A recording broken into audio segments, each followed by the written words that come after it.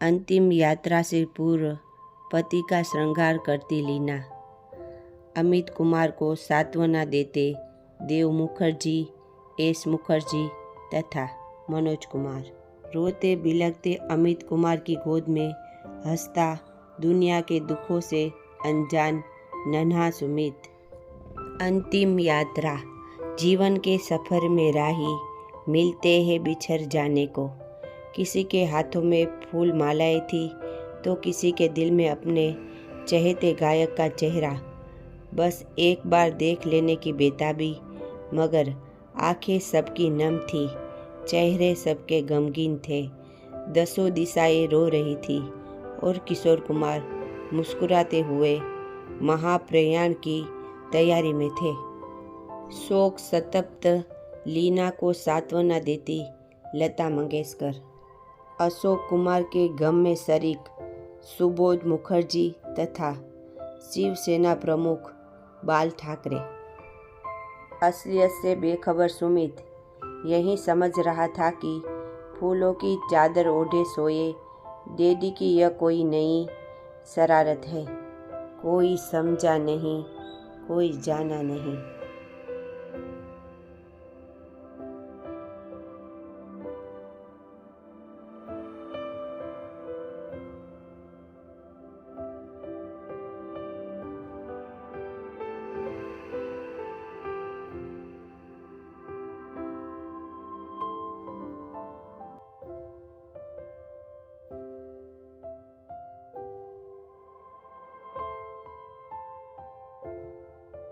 दोस्तों, आज मैं आपको पुरानी मैगजीन माधुरी का 6 नवंबर 1987 की किशोर कुमार की डेट के बारे में लिखी हुई कुछ ऐसी रेयर बातें पढ़कर सुनाऊंगी जो शायद आपने पहले कभी नहीं सुनी होगी। तो चलिए शुरू करते हैं। 13 अक्टूबर मंगलवार, शाम 5:10।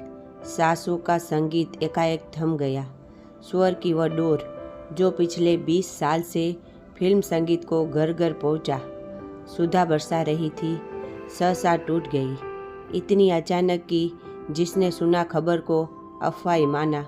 किशोर कुमार नहीं रहे, लेकिन फिर भी फिल्म से जुड़ा हर व्यक्ति, वह बड़ा नामी कलाकार हो या मामूली तकनीशियन, तुरंत चल पड़ा किशोर कुमार के जुहू स्थित बंगले गौरी कुंज की ओर। उस मनहूस शाम किशोर 5 बजे एक गाने की रिहर्सल करने जाने के लिए तैयार हो रहे थे। उन्हें बाएं कंधे में हल्का दर्द महसूस हुआ। दर्द दिन में पहले भी हुआ था, पर मामूली, इसलिए उस वक्त किशोर कुमार ने उस पर ध्यान नहीं दिया और कुछ सामान उठाने घर के कामों में लगे रहे। 4:45 बजे उन्हें चक्कर सा आ गया। उन्हें क्या हो रहा है वह ठीक से समझ न पाने पर पत्नी लीना ने ड्राइवर को आवाज़ लगाई। जीभ मिचलाना, पसीना आना या तेज दर्द जैसे दिल के दौरे के कोई लक्षण नहीं थे। मिनटों में बेहोश हो गए। इन चंद मिनटों में ही ड्राइवर अर्जुन पड़ोस में रहने वाली पारिवारिक मित्र डॉक्टर मरिकांगा को बुला लाया। डॉक्टर मरिकांगा डेंटिस्ट है। उन्होंने बताया, मेरे आने तक तो सारा खेल खत्म ही हो गया था, पर फिर जो कुछ एक डॉक्टर को करना चाहिए मैंने सब किया। तुरंत कार्डियोलॉजिस्ट बुलाए गए, पर रो रो कर बेहाल हो रही लीना से कुछ पूछ पाना मुश्किल था। उन्होंने इतना ही बताया, वे दौरा पड़ते ही बेहोश हो गए और मेरे देखते ही देखते सब खत्म हो गया। कुछ बोले भी नहीं। गौरी कुंज शाम 6:30 बजे। आर.डी. बर्मन, आशा भोसले, देवानंद, गुलजार, अनुराधा पौडवाल सभी के चेहरे उतरे हैं। अपने प्रिय गायक मित्र को अचानक इस तरह खो देने पर सभी अवाक हैं। देवानंद टकटकी लगाए उस पलंग की ओर देख रहे हैं जिस पर राम नामी चादर ओढ़े किशोर कुमार चीर निद्रा में लीन है। गाना गाओ डैडी। नन्हा सुमित समझ ही नहीं पा रहा है कि इतने लोग क्यों इकट्ठे हुए हैं।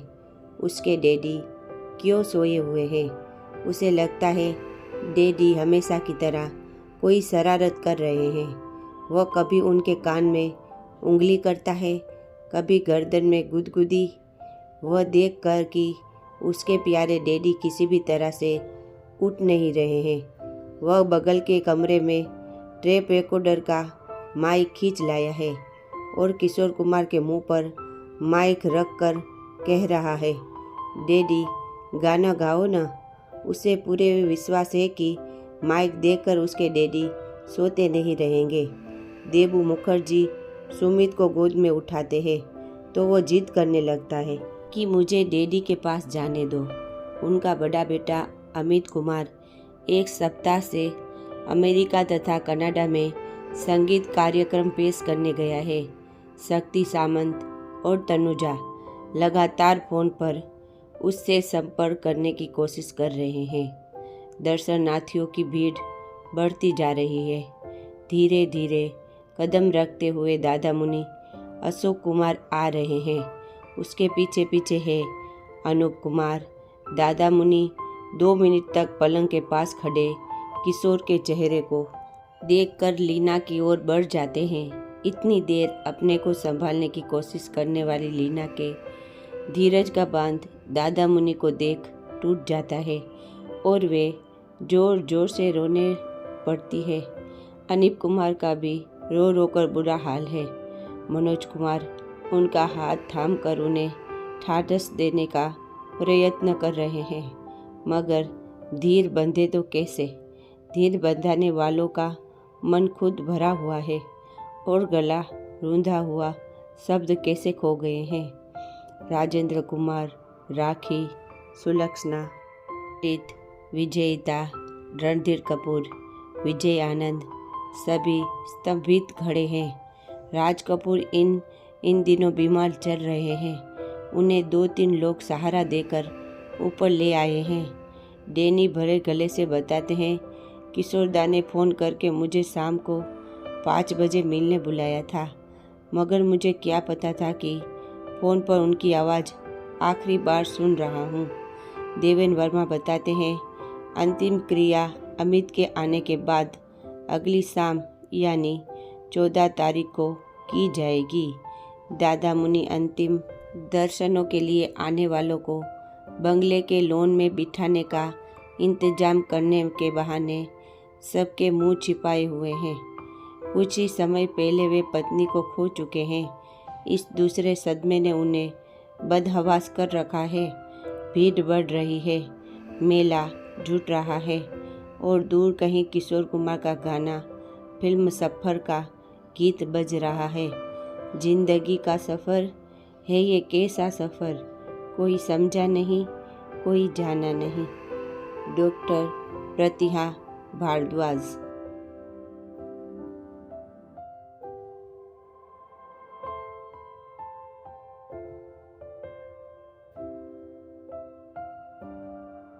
पंद्रह अक्टूबर की सुबह बम्बई की सारी सड़कें जैसे जुहू तारा स्थित गौरी कुंज की ओर मुड़ गई थी। जिस बंगले में घुसना किसी किले को भेदने से कम नहीं था, उसके सारे दरवाजे आम लोगों के लिए भी खुले थे।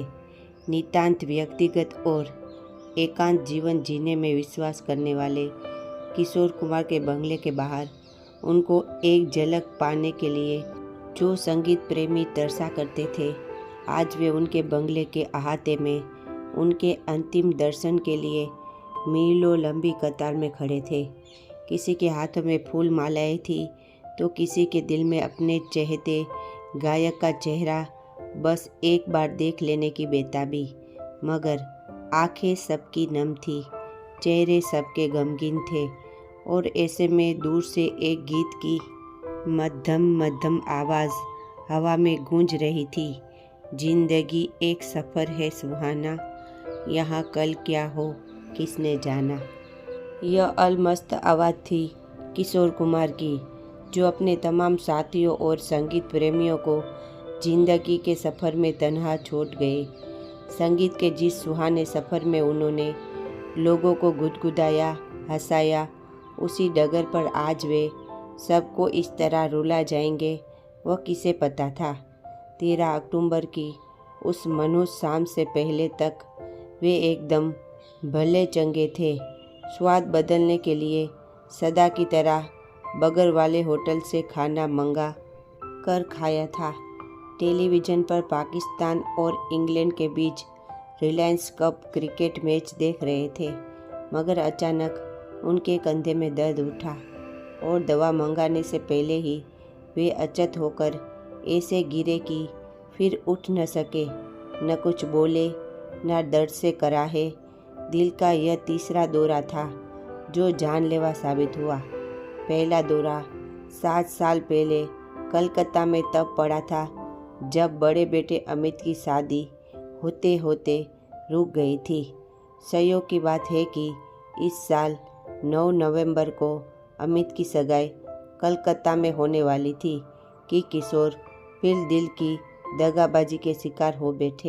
अमित के लिए सबसे दुर्भाग्य की बात यह रही कि अपने पापा के दुआवसान के समय वे बम्बई में नहीं बल्कि 7 समंदर पार कनाडा में म्यूजिकल टूर पर थे। देव मुखर्जी ने जैसे ही उन्हें यह मनहूस खबर दी, वे दहाड़ मारकर रो पड़े। भारत लौटने की तैयारी उन्होंने तुरंत शुरू कर दी।